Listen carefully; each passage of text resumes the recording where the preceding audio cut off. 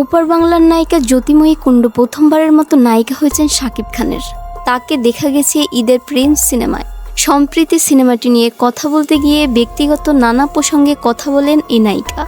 আড্ডায় ঘুরে ফিরে আসে প্রাক্তন ও প্রেমের কথা।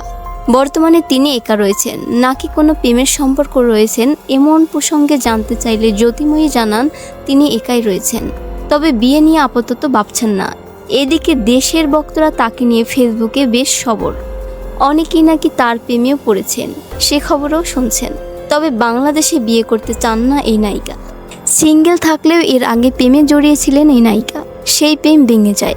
আমাদের ভালোবাসাটা একই রকম ছিল, কোনো কারণে আমাদের সম্পর্ক টেকেনি। একটা চাবি দিয়ে কি সব তালা খোলা যায়? আমাদের একটু সমস্যা হয়েছিল। আমি কাউকে খারাপ বলছি না, ওর মতো আমি আমার মতো। একটা সময় এসে মনে হচ্ছিল সব ঠিক মতো হয়ে উঠছিল না, বলেন তিনি। জ্যোতিময়ী জানান একটা সম্পর্কের শুরু হয় শত ভালো লাগা থেকে, কিন্তু নানা কারণে সেই বোঝাপড়া ভালো লাগা একসময় থাকে না। তার ভাষ্যে আমরা নিজেরাই সম্পর্ক থেকে সরে এসেছি, ঝগড়া ঝামেলা না করে আলাদা হয়ে যাই। পরে তারও মনে হয়েছিল অন্য জায়গায় গিয়ে ভালো থাকতে পারবে। এখন সে তার মতো ভালো আছে, আমি আমার মতো আছি। আমি সবসময় মনে করি একটা সুন্দর সম্পর্ক বজায় রাখার জন্য সবার আগে দরকার বিশ্বাস, কারণ আমরা বেঁচেই থাকি বিশ্বাসে। প্রাক্তনের কাছ থেকে কি শিখেছেন, এমন প্রশ্নে জ্যোতিময়ী আরো বলেন, আমার প্রাক্তন আমাকে অনেক কিছু শিখিয়েছে।